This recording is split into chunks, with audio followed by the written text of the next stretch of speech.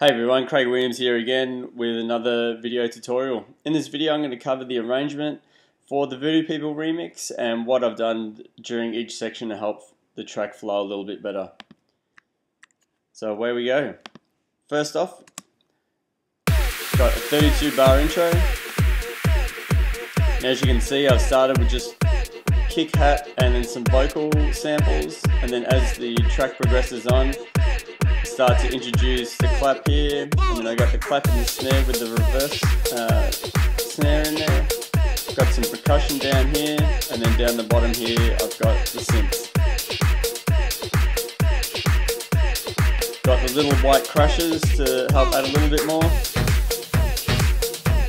And then as you can hear also, I have the vocal sample here, but then I drop it out to actually bring in the whole Voodoo People sample.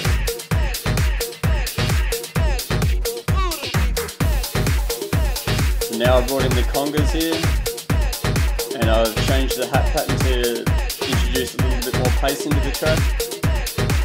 As you can see here, I've got a white rise and a reverse crash. And then as you would have seen in the effects tutorial, I've got the downlifter, the boom sample, and then the white crash. I continue this percussion, the conga loop here and the hats, so you don't lose the pace of the track too much as it goes into the break. All I've got here is just the strings playing. Just there I just had the white rise again, the same one that I used down in this section here to help introduce the drop. And I've left the drop pretty bare, I've just got the synths going, kick, hats and a little bit of percussion. Now I start to introduce a little bit more. Got the hat still going, the claps, and got some more percussion here. Introduce a little bit of a break here. I've got that same effects to help go into the little transition section here. I've kept the hats going and the percussion to keep a little bit of beat so people got something to dance to. Again, that same effects to bring in, and I've just come in with the kick, some percussion, the sample that I introduced in the break, and then brought back in the sampler, the EXS sampler instrument. Now starting to build on the track a little bit more, brought back in the claps and snares, changed the hi-hat pattern. And then just before the drop, introduce the conga loop.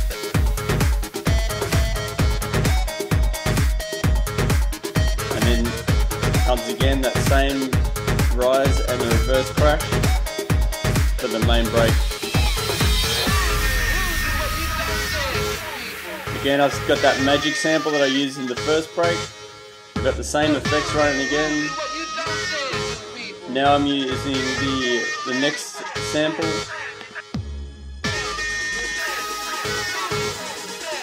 Again, I've got the synth with the string part in there.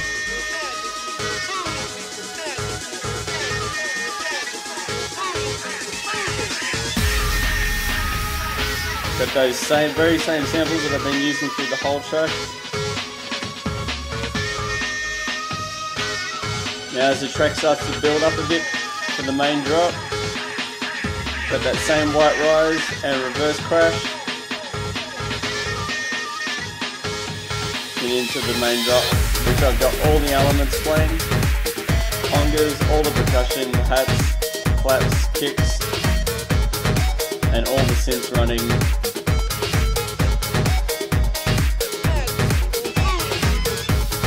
As you can hear there, I've still got some small vocal samples in there, followed by the white crash, which signifies the end of the 8 bars.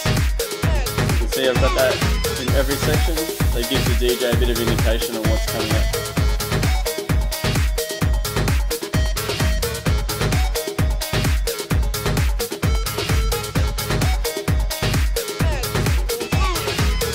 Again, that same sample again.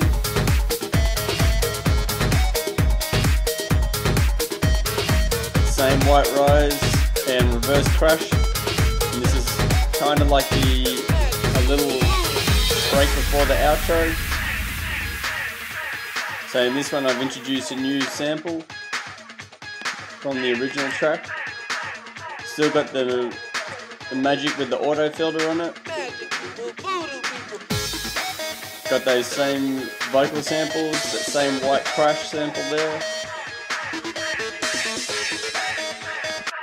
You can hear the vocal sample coming in and out there. And the track comes back again, same as it was in this section here.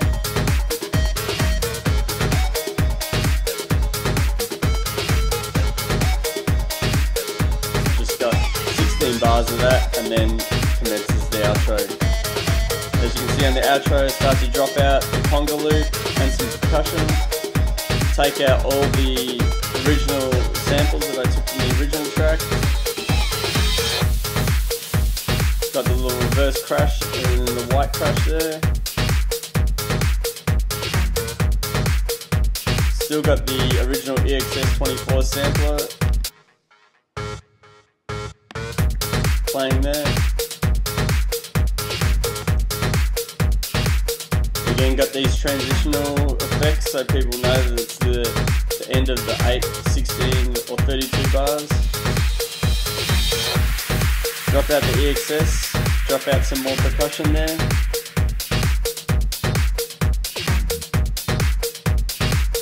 As you can see, as it comes up to the end of this 16 bars, we lose the snares. The hat pattern changes back to the slower feel hat pattern. I'll lose the rest of the percussion and just leave it with kick, hat, and then the synths.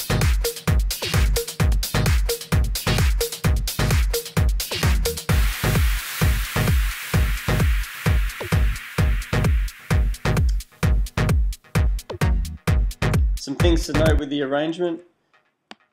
The way that I chose the length of the main break, which is I usually keep it at a 8, 16 or a 32 bar break.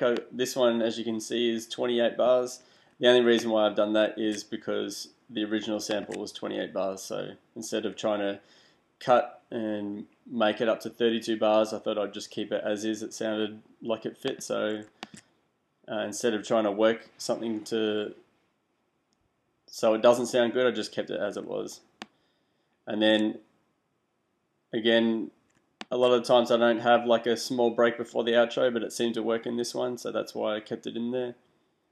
If you've got any other questions on how I went about the arrangement or how I did any other parts of the track, feel free to leave a comment or send us an email.